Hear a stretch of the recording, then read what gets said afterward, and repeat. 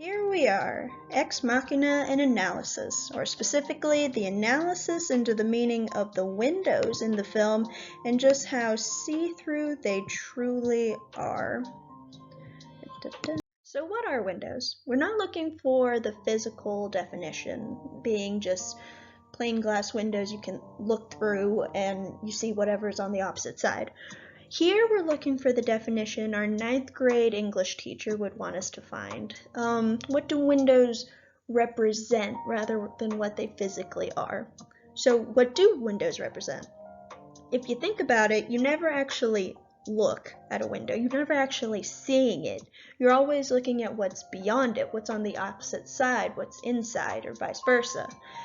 You're always looking past them to see whatever else is out there. In this sense, you can think of windows as kind of like a gate, a visual gate to the outside. So if windows are the gate in this representation, what would outside be? Obviously, my interpretation of what the outside is quite plain to see from the title of this slide, but let's try and break it down. So the background you see right now, what does it remind you of besides the old Windows desktop? Notice how there's not an end to it? What's over that hill? Who knows what's over it, but you can go over it if you wanted to. There's no walls keeping you back, no police patrol, no shackles holding you back. You have the ability, if you were in this place, to go past what your eyes see. So in other words, this photo is representing your freedom to move, your freedom to live and go past what you see. So if we think back to windows, there are visual gates, and if we apply that to this definition of outside being freedom, then the windows are the gates that lead us outside to our freedom. So another way we could see it is, as the 9th grade teacher would say properly, windows are the visual gates to our freedom. If we believe this definition, then we can understand what exactly the significance of windows are in the film Ex Machina.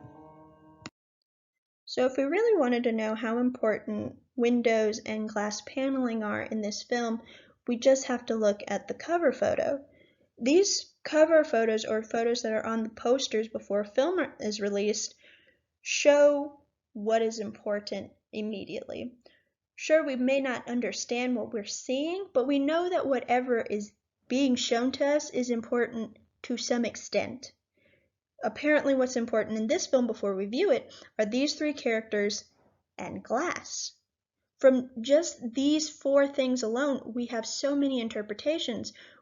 Are these characters separated from the glass? Are some of them separated from the glass? Is one trying to escape? Did one escape accidentally? Did one escape on purpose? Is he trying to help her escape? Why doesn't he want to escape? So many interpretations, and we haven't even viewed the film yet.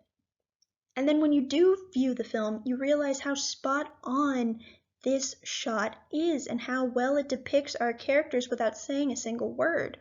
On the left, we have our protagonist, Caleb, completely visible. He is not behind glass. He is not in front of glass. He is just there.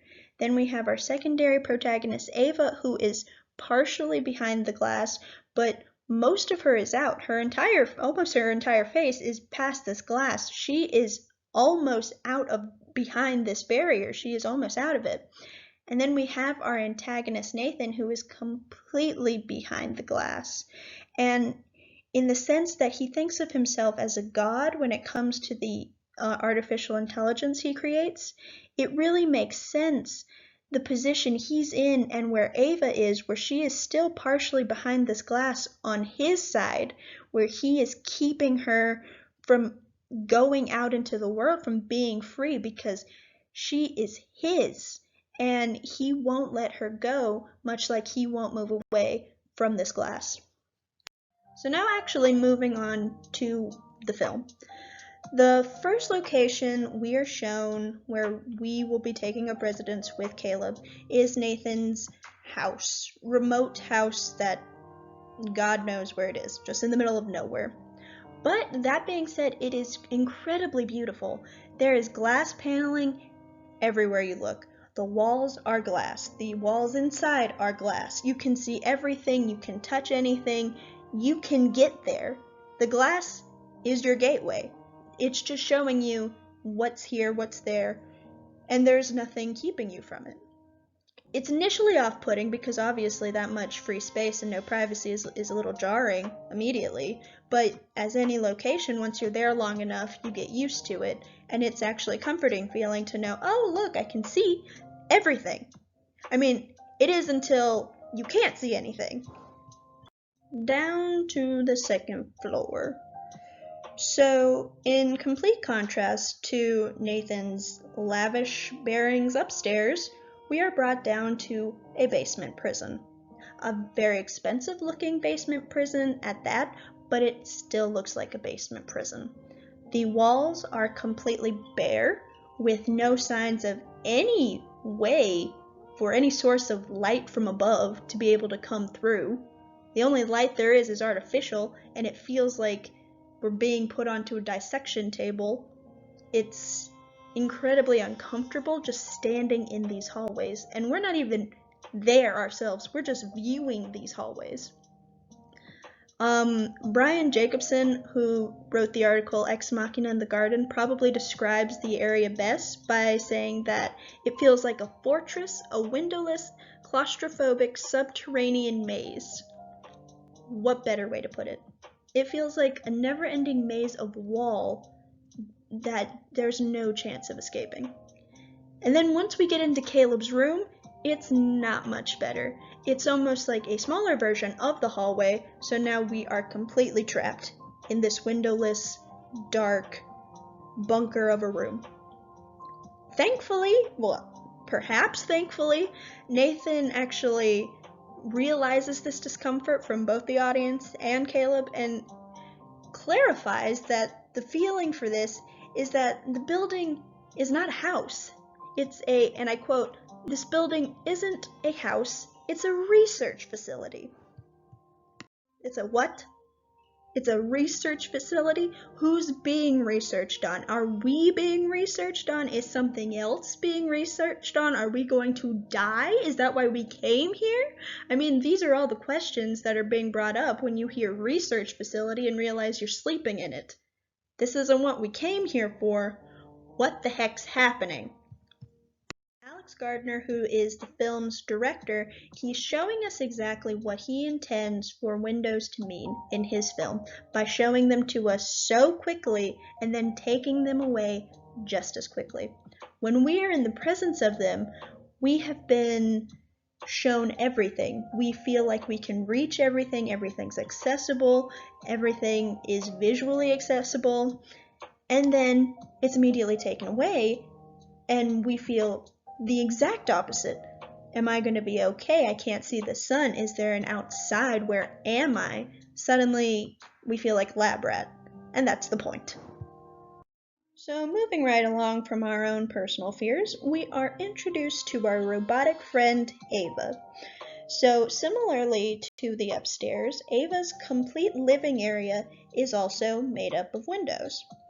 If you can see in this shot, there are 3 specific different windows that Ava is in. There is the one all the way in the back that is keeping her from the greenery that's in her main living area. And then there's a window behind her where she is standing now that is keeping her from the hallway that she's in to her main living area. And then there is another window in front of her keeping her from Caleb and what is beyond him.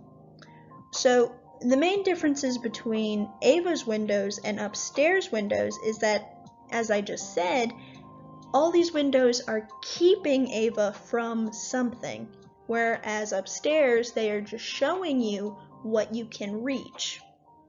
So they're doing the exact opposite in 2 different locations, which is very interesting.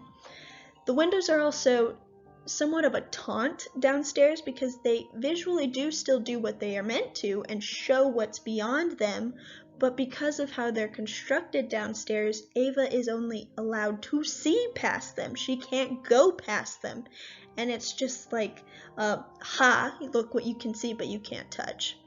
So it's just a complete difference in structure, upstairs and down. So now we get into the importance of these two photos. So here we're shown one of Caleb's last scenes where he is locked behind a glass window. Similarly to our once enclosed Ava, how the tables have turned. So on immediate viewing, if you see Caleb like this, you go, oh no, he's been the good guy. We don't want him to be stuck down there. And yes, throughout most of the movie, he has been perceived as the good guy. He's been trying to get this robotic girl away from her oppressive creator dad and into the outside. But if you think about it, if you really break down Caleb's character, he's not that much different from Nathan in that he wants to use Ava for his own benefit. Caleb is attracted to Ava, and we know this because she blatantly tells him that he is attracted to her, and we also watch him several times just staring at her through his camera in his room that sees into her room, and he even watches her undress and fantasizes of them kissing. So that's a little creepy, because if this was a normal girl, that would be a bit perverted. And it's still a bit perverted for a robot girl. So although Caleb may never outwardly say it because that's not who he is as a person and he's a bit too shy to do something like that, it's not very hard to believe that he would expect Ava to be incredibly grateful for quote unquote, rescuing her from her abuser, and he'd probably expect her to stay with him and love him once they were on the outside. So cause somewhat of a reverse Stockholm syndrome, if you will. And the writers of the Succession Myth and the Rebellious AI Creation article put it best in saying, it is hard not to think that Caleb is freeing Ava as much for his own purposes as to save her life. Don't need much to assume what that means. So Caleb assumes so wholeheartedly that Ava was in love with him as much as he her, that he did not have any idea that she would just abandon him, ditch him, and lock him in Nathan's facility. That really shows his character. That really shows what he was going for here. He wasn't thinking so much as he was just acting on pure emotion. And that's his downfall. So Ava's triumph. In this shot here, you see her finally on the outside. She's abandoned Nathan's facility, and she's abandoned Caleb inside of it. And she now has no ties to anything or anyone on the outside world. So in one of the final shots of Ava in Nathan's facility, we see her on the opposite side of the glass door that Caleb is on. So she has completely switched roles and in a way stolen the freedom that he once possessed on the opposite side of the glass, if you want to think of her in somewhat of a villainy state. But then in this final shot of Ava, you see her once again behind glass. And this is where you can really sympathize with her character because, yes, she is again behind glass, but she walks away from it never to be seen again, meaning she can get past this glass. She can go past it to what she sees on the other side. She can actually achieve her physical freedom. And that's something quite beautiful for her character.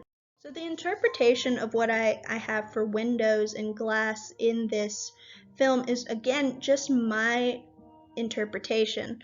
I could be completely wrong in the eyes of others, or I could be someone's hero in saying exactly what they've been thinking this whole time. Something that Greg Smith points out in his article again is that when we view a movie, it is no longer just those who created it, but it is now all of ours. So that means all of our interpretations are just as correct as each other's. We all base what we see based off our own experiences, so no one can tell us that what we interpret is wrong because they haven't lived what we have. So the only way that we could be wrong, in a sense, is if we kept a closed mind to what everyone else perceived. But that was just me, and my interpretation. I hope you enjoyed.